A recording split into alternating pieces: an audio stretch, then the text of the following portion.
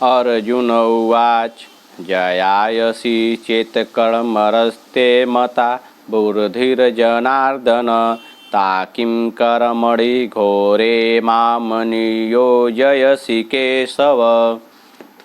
अर्थात अर्जुन बोले, हे जनार्दन, यदि आपको कर्म की अपेक्षा ज्ञान श्रेष्ठ मान्य है तो फिर हे केशव मुझे भयंकर कर्म में क्यों लगाते हैं। बयामि श्रेणेव वाक्येन बुद्धिं मोहयसीव मे तदेकं वद निश्चितय येन श्रेयो अहमनुपायम्। आप मिले हुए से वचनों से मेरी बुद्धि को मानो मोहित कर रहे हैं, इसलिए उस एक बात को निश्चित करके कहिए जिससे मैं कल्याण को प्राप्त हो जाऊं। श्री भगवान उवाच लोके असमनिविधं निष्ठा पुरा प्रोक्ता मनाघ ज्ञान योगेन संख्यानां कर्मयोगे योगिनाम। अर्थात श्री भगवान बोले, हे निष्पाप, इस लोक में दो प्रकार की निष्ठा मेरे द्वारा पहले कही गई है। उसमें से सांख्य योगियों की निष्ठा तो ज्ञान योग से और योगियों की निष्ठा कर्म योग से होती है। न कर्मणा मनारंभा नैष्कर्मस्य पुरुषो असनुते न च सन्न्यसनादेव सिद्धिं समधिगच्छति। अर्थात मनुष्य न तो कर्मों का आरंभ किए बिना निष्कर्मता को यानी योग निष्ठा को प्राप्त होता है और न कर्मों के केवल त्याग मात्र से सिद्धि यानी सांख्य निष्ठा को ही प्राप्त होता है। न हि कश्चित् क्षणमपि जातु निष्ठयत कर्म कृतः कार्यते ह्रावशः कर्म सर्वः प्रकृतिजैर्गुणे।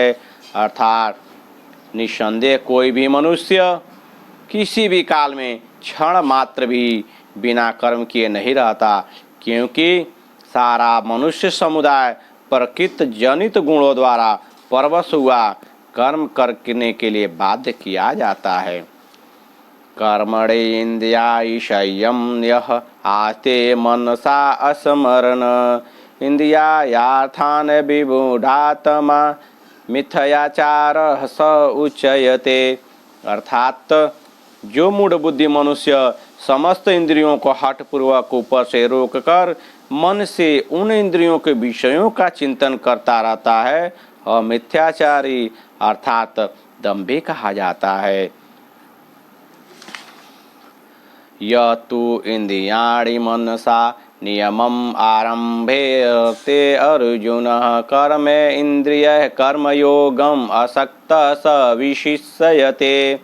अर्थात किंतु हे अर्जुन, जो मनुष्य मन से इंद्रियों को वश में करके अनासक्त हुआ समस्त इंद्रियों द्वारा कर्म योग का आचरण करता वही श्रेष्ठ है। नियतं कुरु कर्म त्वं कर्म जयायो हा कर्मणः शरीर यात्रापि च तेन प्रसिद्धयेद कर्मणः। अर्थात तू शास्त्र विधित कर्तव्य कर्म कर, क्योंकि कर्म न करने की अपेक्षा कर्म करना श्रेष्ठ है तथा कर्म न करने से तेरा शरीर निर्वाह भी नहीं सिद्ध होगा।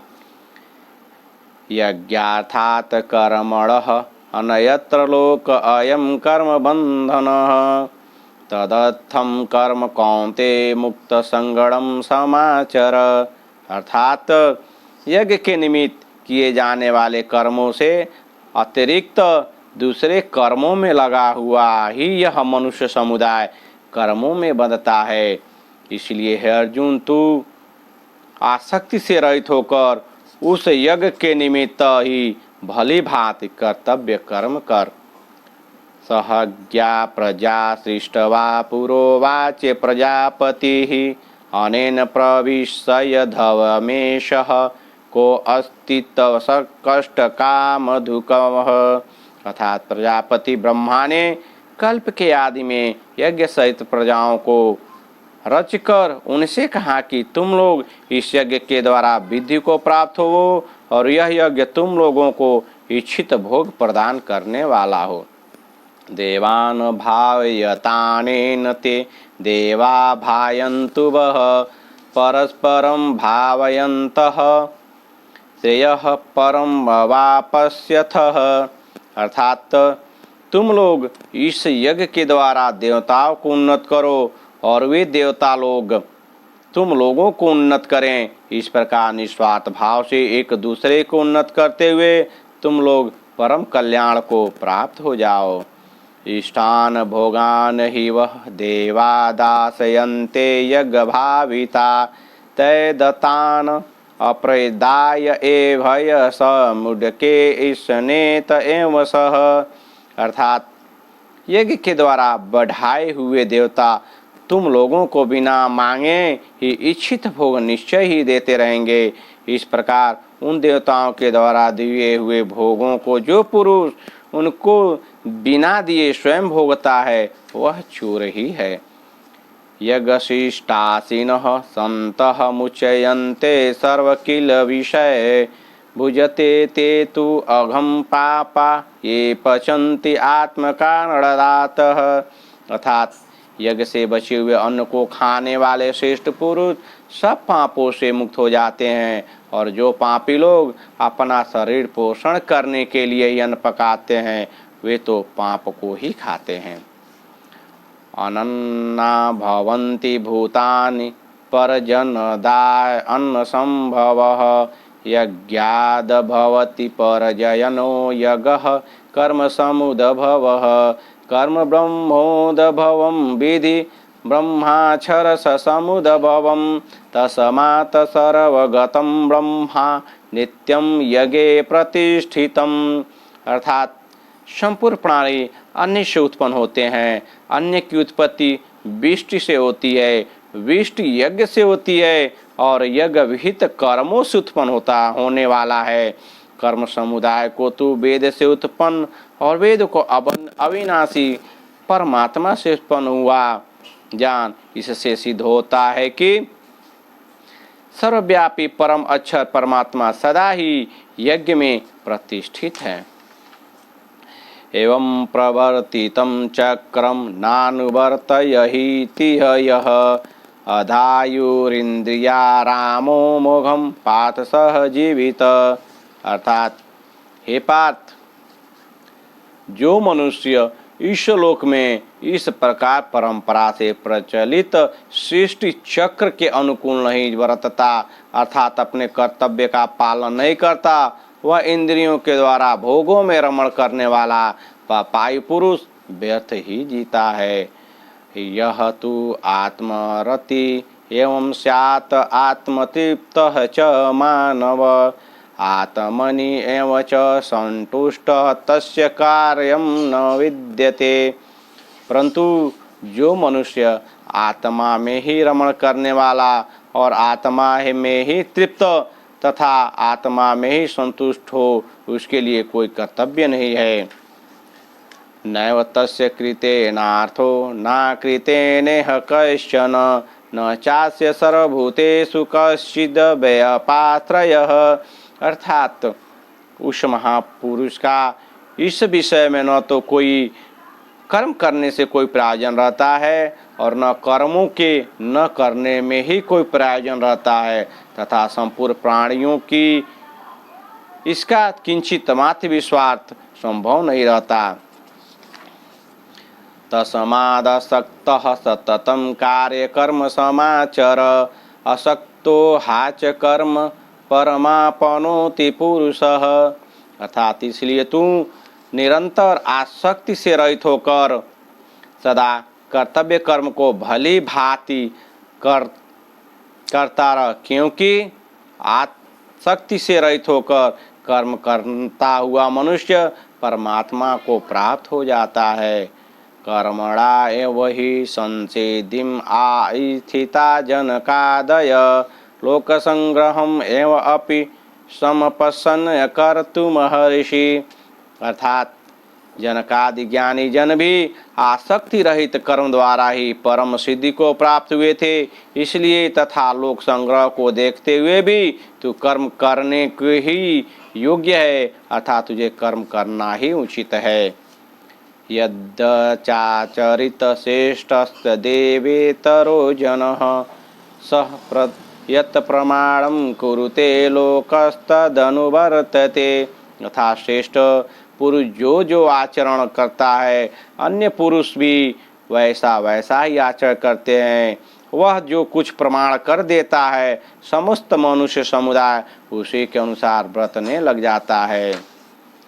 न मे पार्थास्ति कर्तव्यम तिषु लोकेषु किंचन नानवापतमवापत्यव्ययं वर्त एवं च कर्मणि। अर्थात हे अर्जुन, मुझे इन तीनों लोकों में न तो कुछ कर्तव्य है और न कोई भी प्राप्त करने योग्य वस्तु अप्राप्त है, तो भी मैं कर्म ही में ही बरतता हूँ। यदि आहम न बरतेयं जातु कर्मणरन्तीन्द्रः मम वतरमानुवर्तन्ते मनुष्याय पार्थ सर्वश। अर्थात क्योंकि हे पार्थ, यदि कदाचित मैं सावधान होकर कर्मों में न बरतूं तो बड़ी हान हो जाए, क्योंकि मनुष्य सब प्रकार से मेरे ही मार्ग का अनुसरण करते हैं। उत सीदे यूरि में लोका न कुर्या कर्म चेदहम् षडङ्करस्य च कर्ता तयामुपहनमामि मा प्रजा। अर्थात इसलिए यदि मैं कर्म न करूं तो ये सब मनुष्य नष्ट भ्रष्ट हो जाएं और मैं सकर्ता का करने वाला हूँ तथा इस समस्त प्रजा को नष्ट करने वाला बनूं। सक्ता कर्मणि अभिदांस यथा कुर्वन्ति भारत कुर्यात् विद्वान् तथा असक्तः चिकीर्षु लोक संग्रहम्। अर्थात हे भारत, कर्म में आसक्त हुए अज्ञानी जन जिस प्रकार कर्म करते हैं, आसक्ति रहित विद्वान भी लोक संग्रह करना चाहता हुआ उसी प्रकार कर्म करे। न बुद्धि भेदम जयेद ज्ञानम कर्म षडंगिनाम जोषयेत सर्वकर्माणि विद्यान युक्तः समाचरण। अर्थात परमात्मा के स्वरूप में अटल स्थित हुए ज्ञानी पुरुषों को चाहिए कि वह शास्त्र विहित कर्मों में आसक्ति वाले अज्ञानियों की बुद्धि में भ्रम अर्थात कर्मों में अश्रद्धा उत्पन्न न करे, किंतु स्वयं शास्त्र विहित समस्त कर्म भली भांति करता हुआ उसमें भी वैसे ही करवावे। प्रकृते क्रियमाणानि गुणै कर्माणि सर्वश अहंकार विमूढ़ात्मा कर्ताहमिति मन्यते। अर्थात वास्तव में संपूर्ण कर्म सब प्रकार से प्रकृति के गुणों द्वारा किए जाते हैं, तो भी जिसका अंतःकरण अहंकार से मोहित हो रहा है, ऐसा ज्ञानी मैं करता हूँ ऐसा मानता है। तत्त्ववितु महाबाहो गुण कर्म विभाग योगः गुणागुणेषु वर्तन्त इति महत्त्वान् सज्जते। अर्थात परंतु हे परम महाबाहो, गुण विभाग और कर्म विभाग के तत्व को जानने वाला ज्ञान योगी संपूर्ण गुण ही गुणों में बरत रहे ऐसा समझकर उनमें आसक्त नहीं होता। प्रकृतेर गुण समुढ़ा सजन्ते गुण कर्मसु तान कित सन्नविदो मंदान कित सन्नविनः विचालयेत। अर्थात प्रकृति के गुणों से अत्यंत मोहित हुए मनुष्य गुणों में और कर्मों में आसक्त रहते हैं। उन पूर्णतया न समझने वाले मंदबुद्धि अज्ञानियों को पूर्णतया जानने वाला ज्ञानी विचलित न करे। मयि सर्वाणि कर्माणि सन्न्यस्याध्याया चेतसा निराशीर निर्ममो भूत्वा युद्धयस्व विगतज्वरः। अर्थात मुझ अंतर्यामी परमात्मा में लगे हुए चित्त द्वारा संपूर्ण कर्मों को मुझ में अर्पण करके आशा रहित ममता रहित और संताप रहित होकर युद्ध कर। एमे मतमिदं नित्यमनुतिष्ठन्ति मानवा श्रद्धावन्तो अनशूनयतो मुच्यते ते अपि कर्मभिः। अर्थात जो कोई मनुष्य दोष दृष्टि रहित और श्रद्धायुक्त होकर मेरे इस मत का सदा अनुसरण करते हैं वे भी संपूर्ण कर्मों से छूट जाते हैं। ये तु एतत् भयसूयन्तः न अनुतिष्ठन्ति मे मतम् सर्वज्ञान विमूढ़ान तान विधिनष्टान अचेतस। अर्थात परंतु जो मनुष्य मुझ में दोषारोपण करते हुए मेरे इस मत के अनुसार नहीं चलते हैं उन मूर्खों को तो संपूर्ण ज्ञानियों में मोहित और नष्ट हुए भी समझ। सदृशं चेष्टे स्वस्या प्रकृतेर्ज्ञानवानपि प्रकृतिं यान्ति भूतानि निग्रह किम करिष्यति। अर्थात सभी प्राणी प्रकृति को प्राप्त होते हैं अर्थात अपने स्वभाव के परवश हुए कर्म करते हैं। ज्ञानवान भी अपनी प्रकृति के अनुसार चेष्टा करता है, फिर इसमें किसी का हट क्या करेगा। इंद्रियस्य इंद्रियस्य अर्थे रागदेशो व्यवस्थितो तयो न वशम् आगच्छेत तो ही अस्य परिपंथ। अर्थात इंद्रिय इंद्रिय के अर्थ में तथा प्रत्येक इंद्रिय के विषय में राग और देश छिपे हुए हैं। मनुष्य को उन दोनों के वश में नहीं होना चाहिए क्योंकि वे दोनों ही इसके कल्याण मार्ग में विघ्न करने वाले महान शत्रु हैं। त्रिया स्वधर्मो विगुणः परमधर्मास्तनुष्ठितातः स्वधर्मे निधनं श्रेयः परधर्मो भयावह। अर्थात श्री भगवान कहते हैं कि अच्छी प्रकार आचरण में लाए हुए दूसरे के धर्म से गुण रहित भी अपना धर्म अति उत्तम है। अपने धर्म में तो मरना भी कल्याणकारक है और दूसरे के धर्म भय को देने वाला है। इसी से संबंधित महाभारत में एक उद्यत आता है जैसे न जातु कामान्य भयानः लोभाद धर्म तजये जीवितस्यापि हेतो नित्यो धर्म सुख दुखे तय नित्यये जीवो नित्यो हेतुरस्य तव नित्ययः। अर्थात मनुष्य किसी भी समय काम से भय से लोभ से या जीवन रक्षा के लिए भी धर्म का त्याग नहीं करना चाहिए क्योंकि धर्म नित्य है और सुख दुख अनित्य है तथा जीव नित्य है और जीवन का हेतु अनित्य है। इसलिए मरण संकट उपस्थित होने पर भी मनुष्य को चाहिए कि वह हंसते हंसते मृत्यु को वर्ण कर ले पर स्वधर्म का त्याग किसी भी हालत में न करे जिससे उसका सब प्रकार से कल्याण हो जाएगा। अर्जुन उवाच अथः केन प्रयुक्तो अयं पापं चरति पुरुषः अनिच्छानपि वासणे बलादिव नियोजितः। अर्थात अर्जुन बोले हे कृष्ण तो फिर यह मनुष्य स्वयं न चाहता हुआ भी बलात् लगाए हुए की भांति किससे प्रेरित होकर पाप का आचरण करता है। श्री भगवान उवाच काम एष क्रोध एष रजो गुण समुद्भवः महासनो महापापमा विधये नमिह वैरिणम्। अर्थात श्री भगवान बोले रजोगुण से उत्पन्न हुआ यह काम ही क्रोध है। यह बहुत खाने वाले अर्थात भोगों से कभी न घाने वाला और बड़ा पापी है।